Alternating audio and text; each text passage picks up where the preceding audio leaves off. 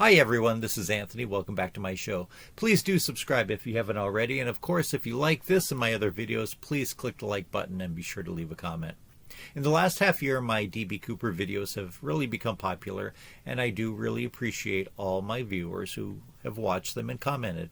I wanted to keep today's video very short, but I wanted to talk about some aspects of the case that I've been thinking about recently. As I point out in many of my videos, there are very few clues that we know with 100% certainty that they're actual clues. We have a clip-on tie, which is believed to have belonged to the skyjacker.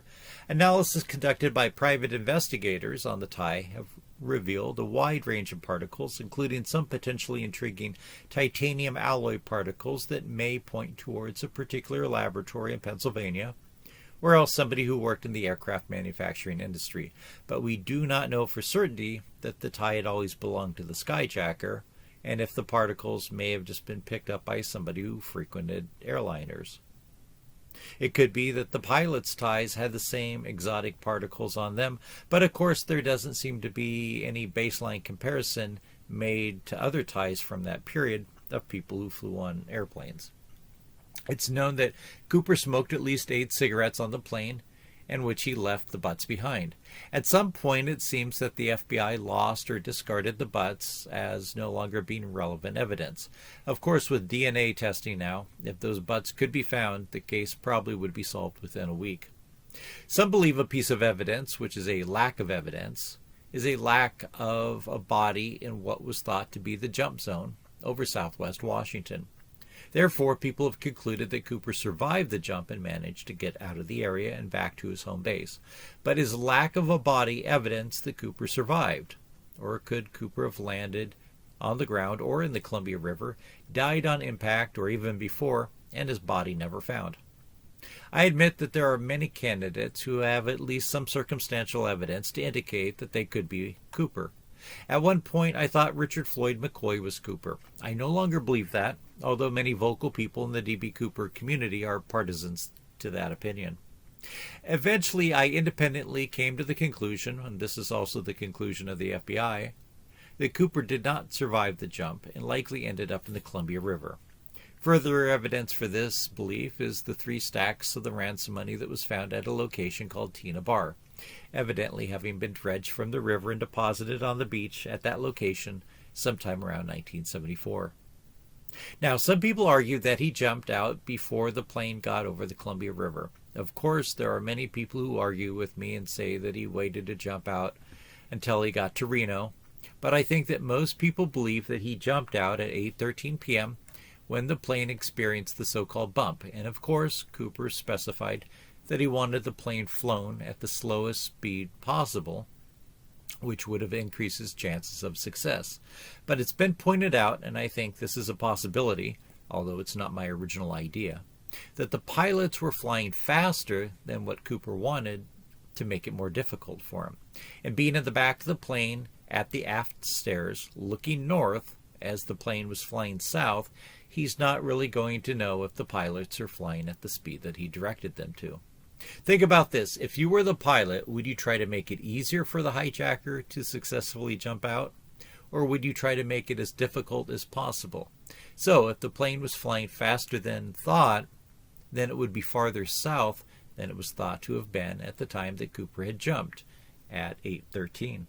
And so that gives us a logical explanation for why he would be jumping farther south than what was originally believed.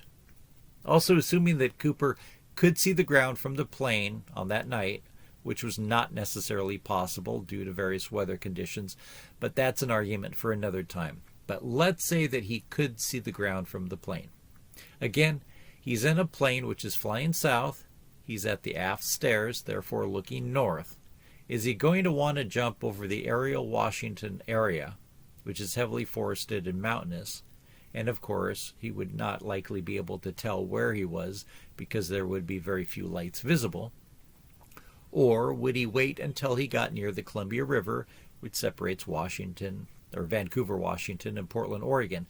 At this point, assuming that there is no cloud cover, he would be able to see the lights from these 2 cities. Because most criminals tend to commit their crimes near where they live, it's likely that Cooper lived in that area. Even if he didn't, let's say that he lived in Pennsylvania, as some people believe, he would still need to get to an airport or perhaps a train station to get back home. Jumping near Lake Merwin and then having to hike out of the woods to get back down to Portland just doesn't seem like a very well thought out plan. Anyway, again, as I've stated, I believe that he did not survive and that he probably ended up in the Columbia River. This is further supported by the money that was later found. But let's say for a moment that there was no money found to indicate a river landing. So he might have landed somewhere in the mountainous forests between Lake Merwin and the Columbia River.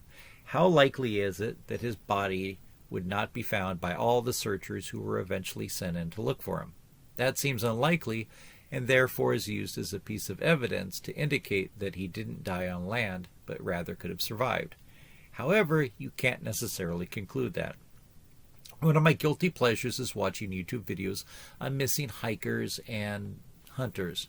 Now, I take no pleasure in the misfortune of these people getting lost and often dying, and certainly if the bodies are never found, that is just horrible for their families as far as finding closure. But they do make thought-provoking videos. There's at least a couple of people who do such videos. One of them that I came across recently is called The Missing Enigma. I strongly encourage you to check out his channel and hopefully subscribe and help him out that way. My point for bringing this up as it relates to the Cooper case is there are plenty of videos where a hiker gets lost, say in Joshua Tree. This is a national park with very little vegetation to hide people. And yet, even with cell phone pings, a man disappears and it takes 10 years to find his body, even though it was right on the edge of the normal radius of a ping from a cell tower. There's a case of a guy who was participating in a race in Alaska with hundreds of people going up a mountain and back down. Much of the way is on barren rock and can be viewed by spectators below. Despite a wide range of searchers using high-tech gear, his body's never been found. And certainly if an area is full of rough terrain and forests, just as the area in southwest Washington where some people think that Cooper jumped, it would be even easier to overlook a body, in particular if the parachute didn't open for whatever reason. My point is, even if a body never is found, it doesn't mean that he necessarily survived. One, the body could have landed either on land or in the water and never found by searchers. And now, over 50 years later, it may never be found.